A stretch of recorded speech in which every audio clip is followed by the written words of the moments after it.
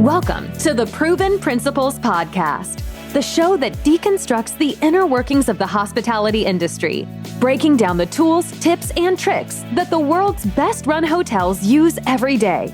Here's your host, Adam Knight. Hey everyone, thanks for listening to the show.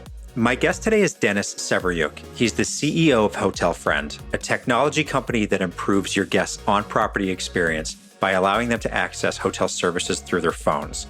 With all the renewed interest in hotel technology, especially contactless solutions, I felt it was timely to have Denis on the show to discuss the process of implementing new tech into your hotel and some of the hurdles to be aware of.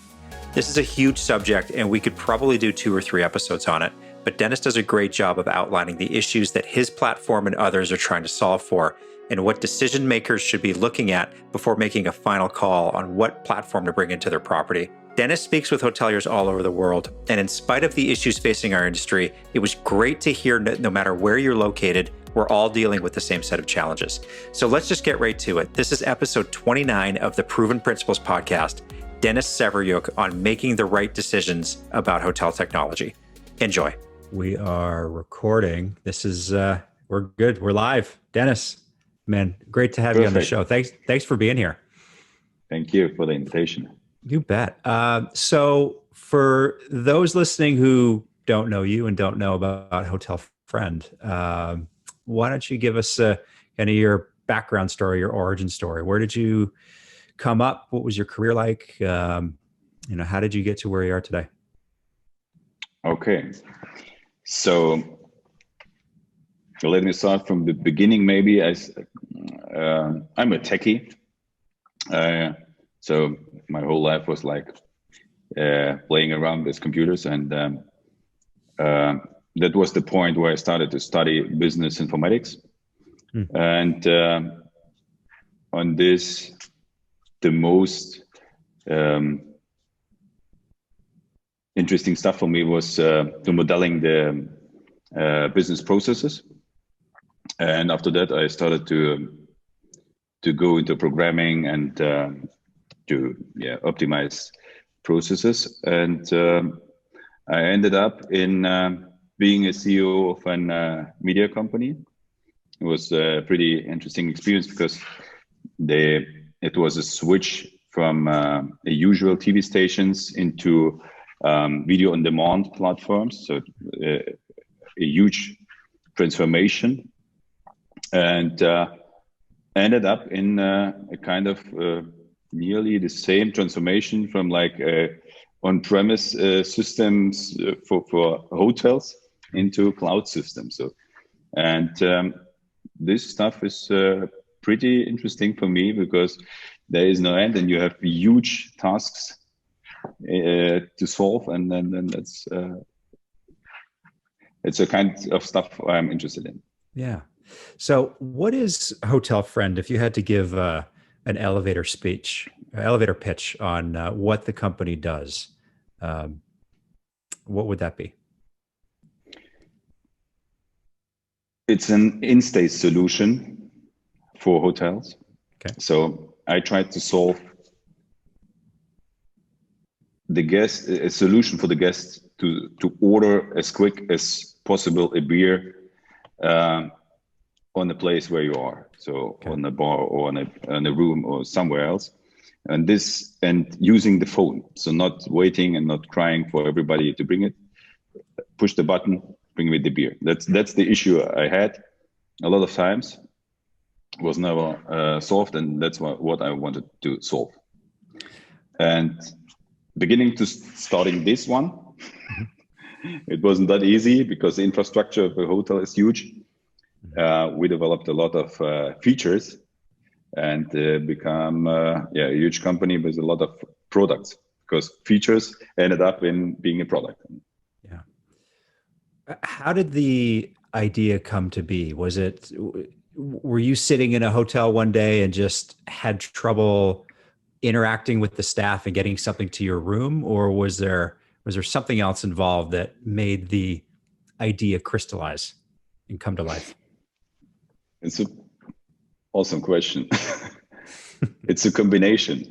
It's a combination of all of that. Because it's a true story. I had a couple of in the media agency. I had a lot of business trips. It was pretty annoying to wait for the service. If you have quick decisions and need a quick coffee, and then you wait for the bill 10 minutes or wait for an espresso 10 minutes, it's pretty uncool. Same is, we sold the company. I was the CEO of this company. We sold the company. I was in the acquisition process completely. And then there was a father and traveled with my family. And it's another, it's the same problem, but in another way. If your children are hungry, and they cry, you have a small time slot to solve this problem. So you need to eat, solve it. There is no like, okay, we wait 10 minutes for the service. So, and that was the time a combination. So, okay, as a business traveler, I have no solution to get something quick. The same as I have as a family guy, the same problem, but more urgent. And I tried to solve it. And I started to, as I told you, business modeling and business process modeling I was like sitting around and looking, okay, what is this guy doing, and why I don't get my beer as quickly as possible. And that was the idea where I started to see legs and tried to solve this problem. And then it just went from there. And that's the thing. It's funny how these it's ideas. It's not that easy, because I started with, we started, it's not like a product I copy paste, because if you have no solution for that, so if you ask a hotelier, do you know any type of ordering system via phone? No, I'm not. So how do you solve your ordering now? So you call with the 80s phone on the reception. What is then? Is there a connection between the reception and the kitchen? I mean, not. So there is a walkie-talkie. Are you in the kitchen right now? Yeah. Yeah, I am. We need That's so true. Egg, the room 200. Okay, 5 minutes. But you don't know where's this stuff. Is this stuff smoking outside, or is it indeed in the kitchen? Because there is no traction of time. 5 minutes. Right. What is it? The reception guy will be anyway friendly for you as a guest. He was, dear sir, in 5 minutes you have your egg. But no one, right. Really no one from this one, not the customer, not the reception guy, not the cook, knows how long will it take. Right. And I had a situation in Singapore. I waited 2.5 hours for my egg. I went out, eat outside. And as I come back, it was 4 hours later, they brought me this egg cold. No. So that you understand, so no one knows it because there's no traction. Right. And you can't blame anyone. So whose fault? The reception guy did his stuff. He picked up the phone. They say he was friendly, everything okay. The guest, because I waited not the 4 hours, or the cook, no one knows. So yeah, and that's an interesting point. And so and for this, I had to speak with a lot of hoteliers, mid-size, small size, big size, to understand the behavior of all these processes. It's not the same process for everyone. And but to create a product, you have to find stuffs and process which is equal, and that was the main issue. It's like the Venn diagram, right, where the intersection of every hotel's little points. It's probably pretty tiny. Where we can see, okay, this is common, and this should be used for everyone. Yeah. And that was there was strange learning. So you have a city hotel. They used the app pretty good, and we had increased the revenues in the wellness center for a foot massage after 6 p.m. So, and it's like you had the ferry. So you're a business traveler, you had the ferry, and you need the foot massage. Okay. On weekend, there was no ordering for no massage, because as we learned, they do not use the phone, and the business traveler is not alone. So you have his wife or his family. So you don't need this foot massage if you go out. But they ordered huge breakfast in room and a long dining. So like family time. And these learnings were pretty interesting. And you see that there are no equal behavior inside the hotels. So you have wellness hotels, you have big hotels, you have chain hotels, and they have an own strategy of which services drives revenue and which not. And that was pretty interesting. What was the common thread? One of the main common threads that you found after talking to all of the different hoteliers out there that they needed to solve with this technology? Because I imagine, going back to my background in hotels, it could be anything from, to your point earlier about speed of ordering and accuracy of ordering. Maybe there's labor metrics that they want to track, scheduling efficiencies. There could be a lot of different things they're trying to solve. What did you find was the common thread? The main aspect, as I understand it, is to solve or to try to keep complex stuff simply and to be able to track. The main issue was, and I heard it a lot before Corona, but now I don't know, that it was pretty easy for the guest to come to reception and he enjoyed 3 services in your hotel. And you are the GM. And so you say, hey, this service was, as I say, like the guest, pretty shitty.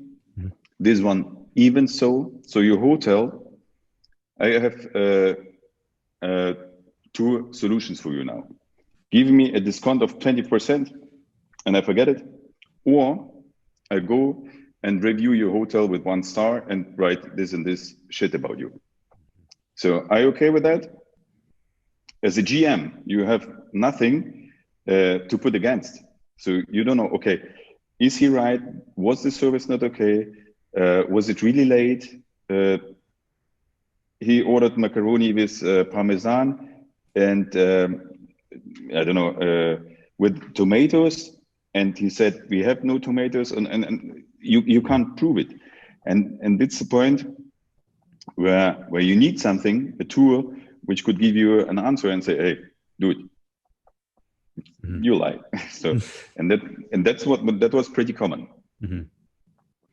And the lawyer a little bit downshifting. If you have a lot of houses, like a franchise system or a huge system, then the GM have a director in the house, and the GM doesn't really know which problems the guests have, and this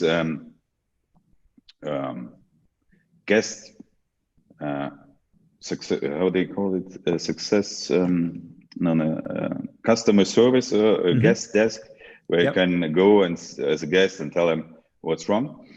Yeah, like a front desk or customer service phone number. Customer service. It's not front desk. There is another person from an operator from the chain, like something like this. He is mostly with the director and not with the GMs because he is a local. So the GMs do not really understand the troubles guests have in this hotel. So dirty rooms or stuff like this, or I don't know. And for this, if you have a communication to have it can be a free service, like order a call with the GM or with an operator where you can have a chat about some troubleshooting. Also, as a guest and also as a hotel, you would like services like mystic and like a ghost. So you must not see stuff which you have not to see, like, okay, repair something. It's not I'm not at home to wait for the plumber to repair my bath, right? So I tell you, as a GM or a front desk, repair it, go out because I'm on vacation, right? Mm-hmm. I have not to wait in the room to see or to Exactly. prove. So I would like.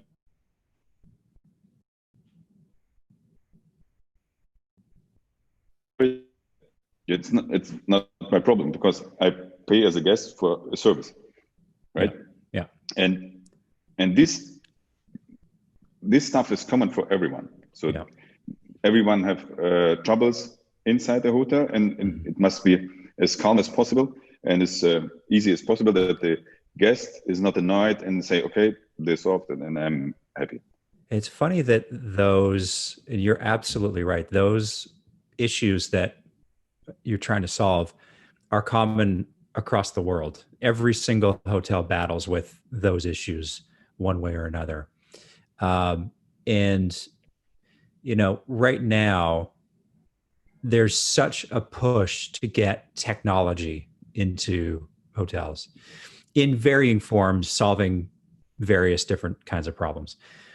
But that decision to bring technology into a hotel, especially when you have to put such a large investment of time and money into it, and it's complicated. It just, to your point, GMs and unless you're the VP of technology or a CIO in a company, sometimes you don't know what questions to ask in order to figure out if a technology is the right thing that you should be bringing into your property. I'm curious to get your feedback on what you think the right level of technology is in a hotel. What are some of the services, aside from HotelFriend, that you're hearing from hoteliers out there that are additional pain points that need to be addressed, or technology services that they should be looking at?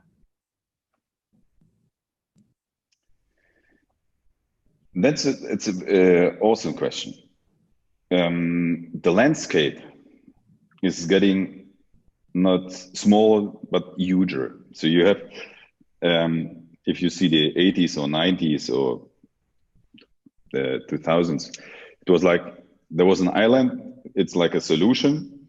You have another island. It's not next solution, and you have a boat. So the API between it, which bring some data from here to here. So like you have two islands and you're happy. You have a property management system, and you have it's like you have an Oracle system as a PMS, and you have a Micros Fidelio for POS. So you solve two stuff. The restaurant have one, and the guests have one, and you have just one API. And nowadays, if you go into the cloud, it's much more easier to solve small problems. And it's much easier to combine, because they're cloud and internet, to combine these solutions. So you have small islands and more boats between these islands. And this, it's beyond HotelFriend. It makes for every hotelier pretty hard to understand which small islands do I need and which not. And we have a client, he have 27 small solutions, so small or medium solutions. So if you understand that to administer, just to administer 27 solutions, it's crazy. So you have to really study can't. IT to just to administer it, and that makes the operation of a hotel pretty complex. And what we try to do is to find the most relevant islands and put them together. So without the small boats, and try to figure out a workflow and a process for the guests and for the hotel, where we see, okay, that's in general, it should work for everyone. And that was our idea beyond, okay, if we have an ordering system inside a hotel, what do we know more? We should understand, is it a guest of a hotel or is it just a visitor? Then if it's a guest, maybe he need a check-in or a checkout. If he need it, okay, then we have to understand something about the reservation. So it's the group guest. And then from a small idea, we picked at the moment 70 different products together and I have a huge product and try to solve it without APIs. So inside, so we need APIs, sure, for door opening systems, Wi-Fi, stuff like this, but we try to keep it for the hotelier easy because we try to give them as much as possible from one hand. And that's our strategy. It's interesting, the cost of implementing, and you just, when you were outlining that, it reminded me of one of the costs that we always struggled with was the cost of the API of when implementing, when plugging in a new system into Opera or plugging a new system into, your revenue management system, whatever it is. There was always that additional cost that was hard to get our head around as to why it would be so expensive to do that.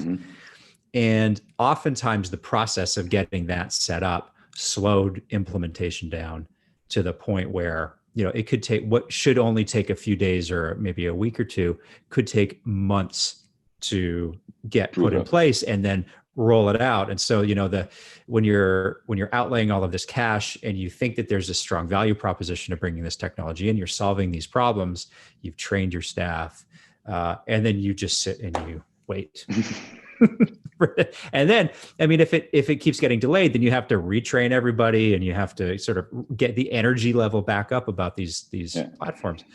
And that's a pain point I personally have dealt with in the past. I know other hoteliers have dealt with too. It's no wonder that this is such a frustrating time for hoteliers because it's brutal. There's this technology landscape and you've got everybody telling you have to invest in technology. This is the time to put contactless in your hotel. This is the time to do X, Y, and Z. Yeah. And you're like, I don't even have any money to spend on technology, let alone roll something out. Yeah. And even for us techies, right? We see it with partners. They upgrade an API and then you have to upgrade yours. And the costs for this upgrade, it's not necessary, not really necessary. It's kind of hidden cost for the customer. Have to pay the hotel, and that's these hidden costs are mostly unfair. So from my point of view, a lot of them are unfair.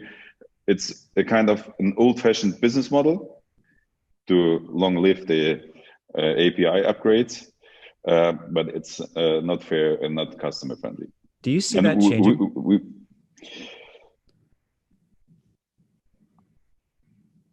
It depends on the business model of the tech company. A lot of them give you it's like hunting for the customer. They give you a good price upfront. So okay, our solution, every solution is $10,000. Mine is only $10. So you buy this cheap one to pay for the API 20,000. So they show you something, you say, oh, that's a very good offer. And then 2 or 3 months later, say you have a next huge implementation, and then you're done. And you're smacked with that other invoice. So I can't speak for everyone, but there are black sheeps everywhere, and then it's a kind of old-fashioned business model, and is the technology? Me personally, no, go ahead. Like it really, but it's the way the business we're in. Is the back end like if you could give hotel GMs a little bit of insight into where you think things are going in the future with regard to that specifically? Yeah. Do you think that model of, I guess, maybe looking behind the curtain of hotel technology, is the the model of paying for an API and that whole implementation process, is that starting to change in the hotel technology industry, or is that kind of fundamental to implementing hotel tech in different properties? And I guess I get to the point of the question. Hotel technology is so fragmented. There's so many providers out there, but you have these legacy major systems that have to exist that really aren't going away. There's a few disruptors that are coming into the property management system space, for example, right? But switching out a PMS system that's a whole other discussion. That's a whole other podcast. Absolutely. But do you see some of these disruptors maybe changing that back end model to make it easier to implement some of the solutions like yours, or is this just how the system works? This is how hotel technology works. Hard to predict, Adam. It's a good one, but it's hard to predict. It's not a new market, so as you're completely right. There are solutions, and we have the Oracles, we have the Shijis, we have the big five around us, and you can't say that they have done everything wrong, right? They invested in education. Mostly, the most people working in hotels at the moment knows an Opera system or a Fidelio system. They understand it because they had the education license in university. So it's maybe the only system they ever seen is if they studied tourism or something with hotels. That's true. So starting from the education point, and also the big chains, where if you study tourism, the big chains are working at the moment. I think but mostly all of them are using Oracle systems, right? Yeah. So, and if you go to practice your stuff you studied, then you will also learn to work with Opera on the front desk in a huge chain, right? That's right. So the disruptive moment will be not from the chain or from Oracle. It will be the behavior, how we travel. So, and you see it on Airbnb. That was disruptive. So they figured out that somebody is ready to give his apartment or his sofa for someone else, and he will use it, and he's ready to pay for it. And the whole business model, starting from being so grayscale business to official in a lot of states, it's still not yet that official, but rent an apartment is at the moment more interesting than staying in a hotel after Corona. So, and during the Corona, the same. So if the government say you, hey, don't travel, don't visit this country, don't visit France, or don't visit Italy, people traveled and they stayed in Airbnb apartments or stuff like this because it's not official. So there is no need for any documents. There is no front desk. So you get your key and do what you want. So, and this is a kind of disruption. And the same is that the way of hoteling is a bit disruptive. We have now chains upcoming which are much smaller, much quicker, and they change the behavior. So you have a lot of apart hotels with no service, just in on the main station somewhere, just where you can sleep. Better than a hostel, but not that good as in a hotel. So something between, right. And it's better than Airbnb. So you understand? Okay, it's better service and stuff like this. So, and it's central, and it's like a huge house, and there you have 10 to 100 units, and not just one flat somewhere. Right. So that you as a citizen traveler understand, okay, that's more safety. It's a huge house.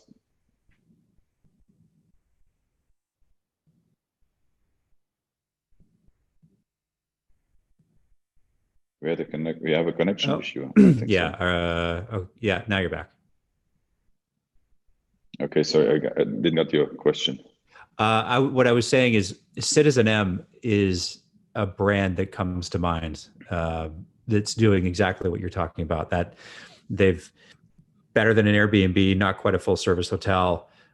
You get the benefit of really interesting designed spaces, really good technology implementation into the whole package, right? But you don't really hang out there. You sleep and maybe you go to the bar, but then you're out all day. But this is disruptive because therefore you need a completely new process. So you won't check. So you are that lazy. You do not want to walk inside a property and wait 10 minutes for your check-in to fill out 10 documents, to get the card, to go to your room, put your bag, and if you check out, you stay in the line 10 minutes. It's an old-fashioned way of traveling. You're much quicker. So you want to get in, go to the toilet, and went out to the city and party. So quicker. And this kind of hotels that they will disrupt not Oracle, but other system and in the market. And they'll dictate the services that they need to be able to deliver on the brand promise or the experience that they're putting out there. That's an interesting point of view, rather than going out and trying to find a technology provider that you just maybe halfway plugs into what you're trying to do. You're almost creating the tools that you need to deliver on the things that you want to do. It's a workflow, and that's why I said it's a new workflow and it's a new model. So if you see even the business model, if you say, okay, what does an Oracle system cost us? It's like 10,000 euro per room. So if you see a SaaS system, it's like 10 euro per room, and then you have 5 other systems which help you to have then an individual process, and then you pay maybe 20 euro per room or 25, but you are safe and your process is fully digitalized. Right. And that's what the generation Z, X, and so on expecting. Quick reaction and everything on the phone. So that's the disruption we are in. Yeah, that's interesting. You talk to a lot of hoteliers around the world, and I'm sure that in those conversations, they talk to you about some of the challenges or the barriers that they have when deciding on what to bring in, what technology package to bring into their hotel. Aside from price, which is probably number 1, 2, and 3 on the list, what are some of the challenges that people tell you are the issues that they're trying to overcome, or the barriers to bringing in a technology solution? Good one. It's I think it's in one word, it's experience. So which experience they had before you? So like they don't want to be the first or the guinea pig. Since the 70s or 80s, since the Oracle was in, the most of them have a quite good understanding. It's about what do you so let me say it.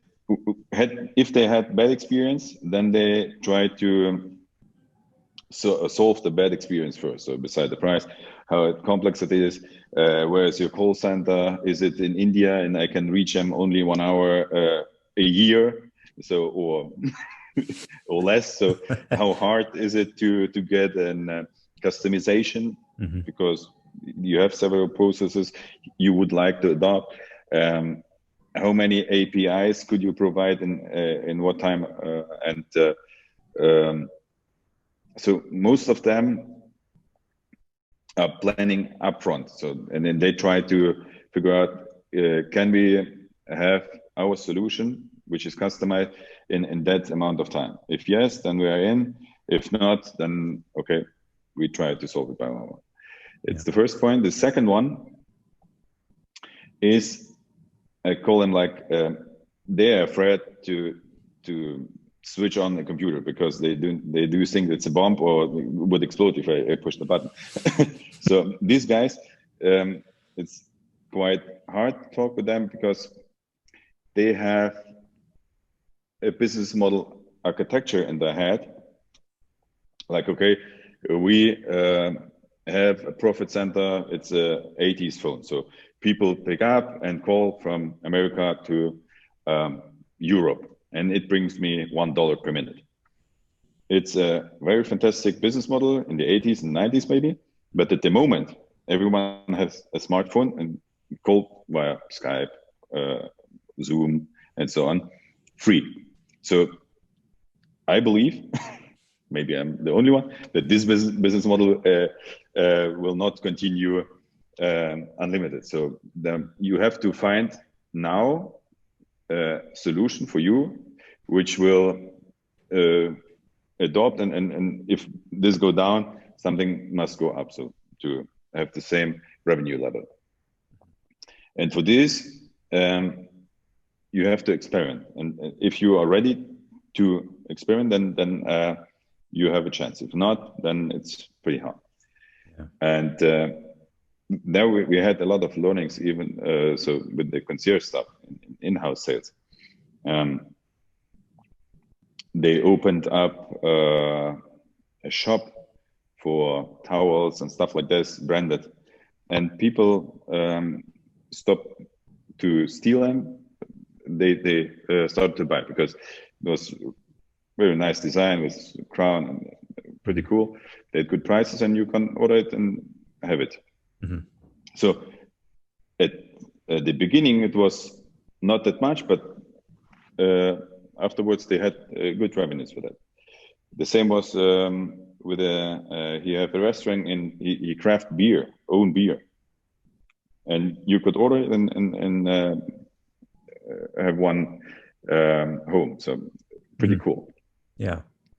And if you understand that you have the chance to experiment, and the cost for this experiment is that low because it's autonomous, then it's cool. If not, then I don't know.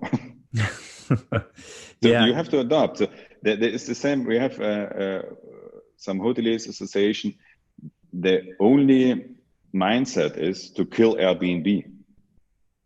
Interesting. I mean, I understand it. They take your food, but just to kill them is not the solution, because if that many people, travelers, using this platform, then it's not bad. It's a mindset, and you can't kill mindset. So you have to try to figure out what is wrong in my business model, and what will be in 5 years and in 10 years. Yeah. And for this, you should, as a GM, think about which solutions, which technology could help me in the future, now in the future, and so on. Yeah. And understanding the way people want to interact with your hotel. That's a big part of it, right? You can't, like, the hard thing is, I know for a lot of people when they're looking at tech solutions, is the up until the pandemic, they didn't want to put anything in place that would take away from the personal interaction. So all of this contactless check-in and not, keyless entry into your room and ordering drinks and from your, your iPad, like that, up until like 8 months ago, that wasn't something that a lot of hotels wanted to put in place, because they wanted to make sure that there was an employee that was talking to the guest, that was making sure that all of the services, the emotional connection was still present. Now that's completely flipped. Now all of these touchless solutions are big, and there's a rush of hotels trying to do this. And so your point is an interesting one.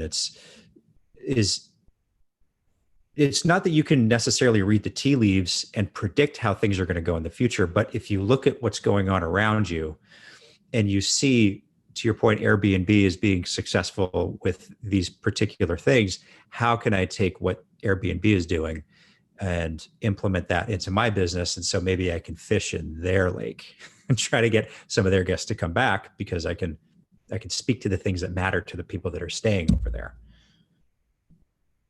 And that's the greatest point about it.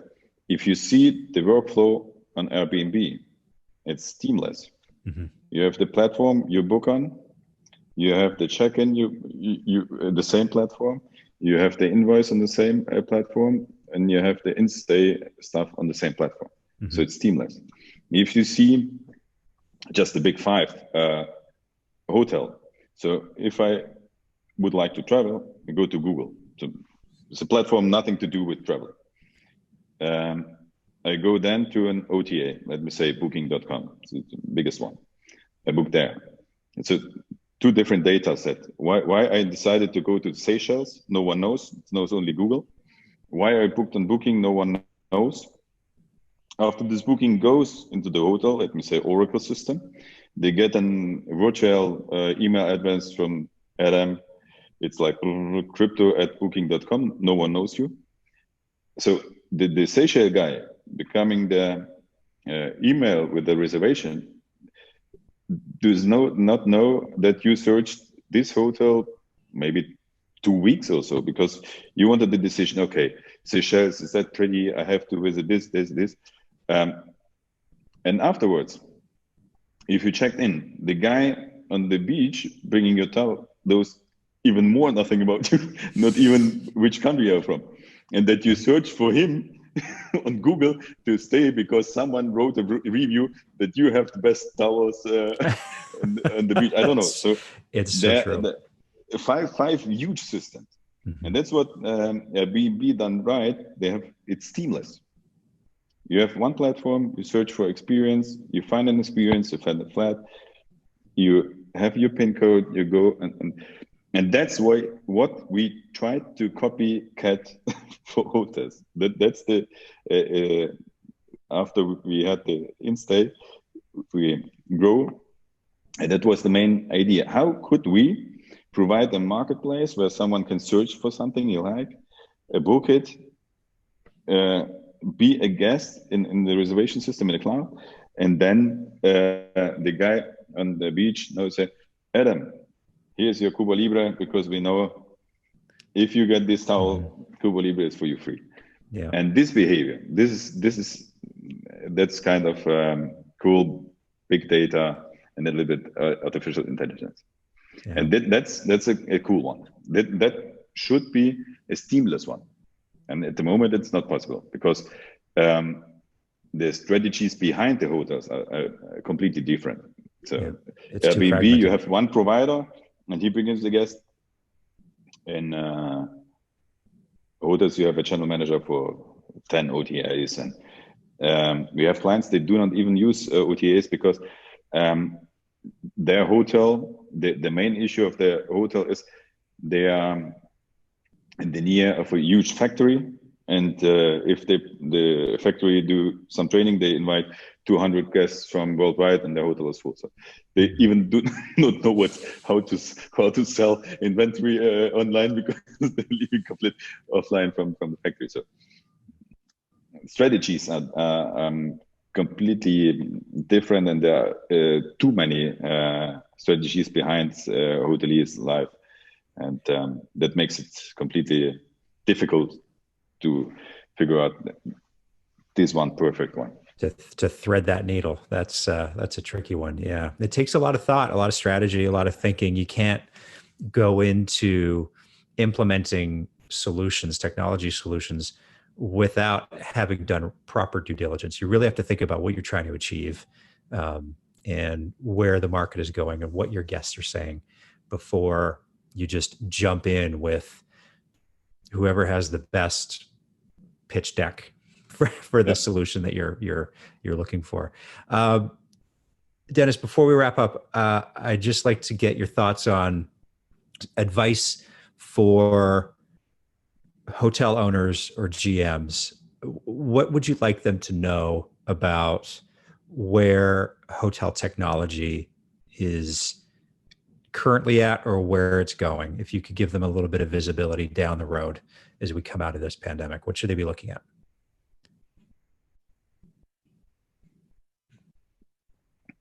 I do believe that what I try to figure out, they have to, at the moment, it's a good time for upgrade. So there are two ways. So you can repair the rooms and upgrade them and make them more chic and luxury and stuff like this. And the same is for technology, to see where you have gaps in technology. So the 80s phone, I do believe it's not really needed in the room. So you don't need to invest in a new phone with a touch screen inside the room. I do believe it's even at the moment, so no one will pick up a phone someone other use. So I would anyway use my one. Right. So just to think what could help me at the moment and what can help me in the future, and not just buy wild software and try to combine it. So search for the perfect process.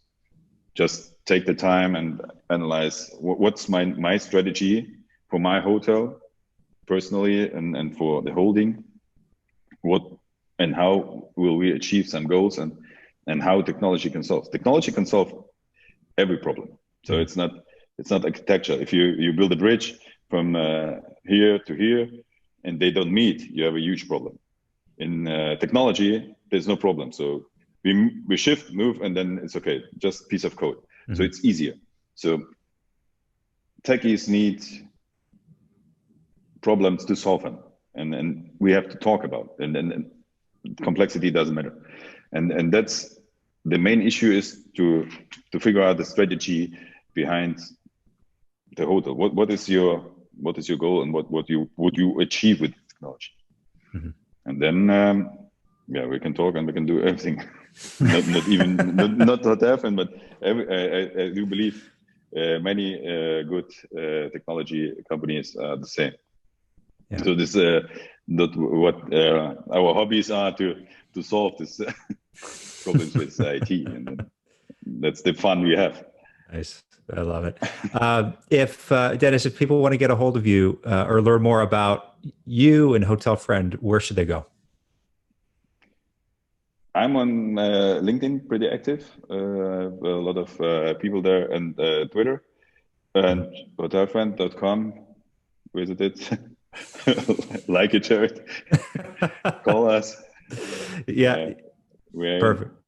We'll link to everything in the show notes. So if people want to find your website, thank you, LinkedIn account, all that, just go to the show notes. That'd be great. Yep.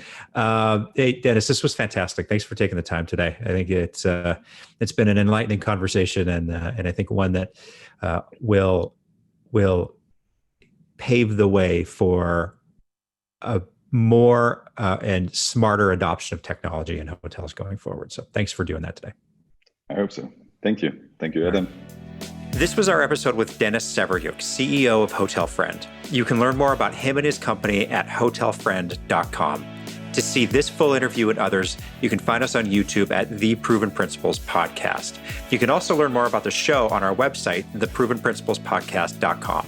This show is produced by Knowing Hospitality, a full-service hotel management and consulting company. Head over to knowinghospitality.com to learn more. Thanks again for listening. Until next time. For past episodes, show notes, or if you've got a story that might make a great episode, head on over to theprovenprinciplespodcast.com. We'd love to hear from you. You can subscribe to the show wherever you get your podcasts, even on YouTube. And if you haven't already, don't forget to leave us a rating and a review. Thanks for listening to the Proven Principles Podcast.